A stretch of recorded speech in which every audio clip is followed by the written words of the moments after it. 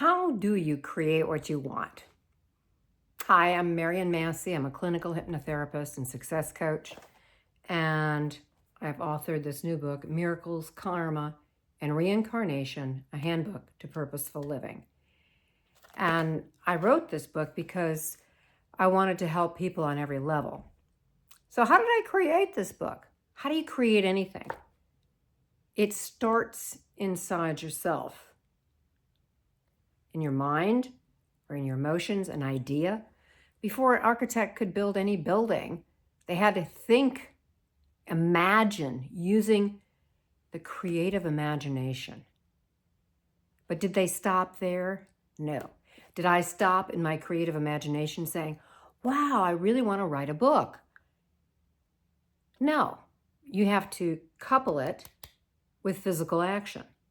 So the architect who's thinking about the building, he's got to draw the plans, and then people have to approve the plans, and then they physically create the building. Me, I say, okay, I want to write a book. I use my creative imagination, and then I sit down on my computer, not on it, but with it, and start writing. And it's not going to be perfect. That's why there's editors. And the architect has different people to help them with anything, you want to do. It starts with an idea inside, coupled with action. Now, years ago, I used to do a seminar on how to find the man of your dreams. And it was for women only. Sorry, guys. And then I'd ask a question. How many people have actually gone out and dated? And about half the women would raise their hands. And then I'd ask again another question. How many of you have thought about your ideal man and what that would look like in your life?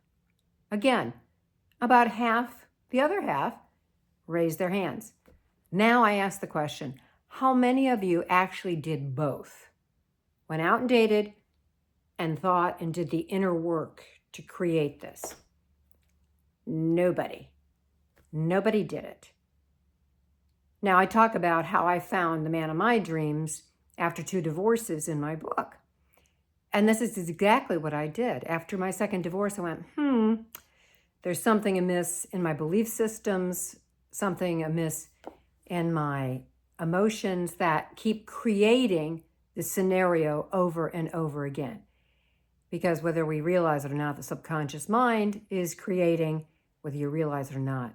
So I'm trying to help you to become the captain of what you want to create. So after that, I went to a spiritual seminar. I'm an Ekist, and I went to an Eckankar seminar, and that talked about spiritual goal setting. Because on top of all this, the mind and emotions, you really are soul. And when you come from a spiritual perspective, it aligns the mind and the body for the highest outcome for yourself, which means you developing yourself as soul to have more love and more joy and more wisdom in your life. So I came from that inner postulation saying, this is what I want. I want a relationship that's going to create more joy for me. And regardless, I want to grow as soul. So I went back and to my home, and I did all the inner work every day. I sing Hue, I did my contemplations, I worked with my imagination, and then I went out and I did what I call one dating. One dates. There was a place where you could hear recordings. This was before, webinars, and I just met a lot of guys, and I got clear about what I wanted, and from doing both the inner action and the outer action, I met my husband. So to recap, how do you create? You can create without yourself knowing it, meaning that there's belief systems and energies going on in your subconscious, and you're just kind of like at effect. Or you can become the captain of your ship, be clear about what your beliefs are, use your imagination, and get clear emotionally what you want, and then couple it with outer action. And the third, more powerful way is to create some kind of spiritual practice for yourself and then integrate both the mind and the emotions and the body to create what you want for your highest good, not from the ego, but for your highest good that creates more love and joy. And with that, I hope you create more love and joy for yourself.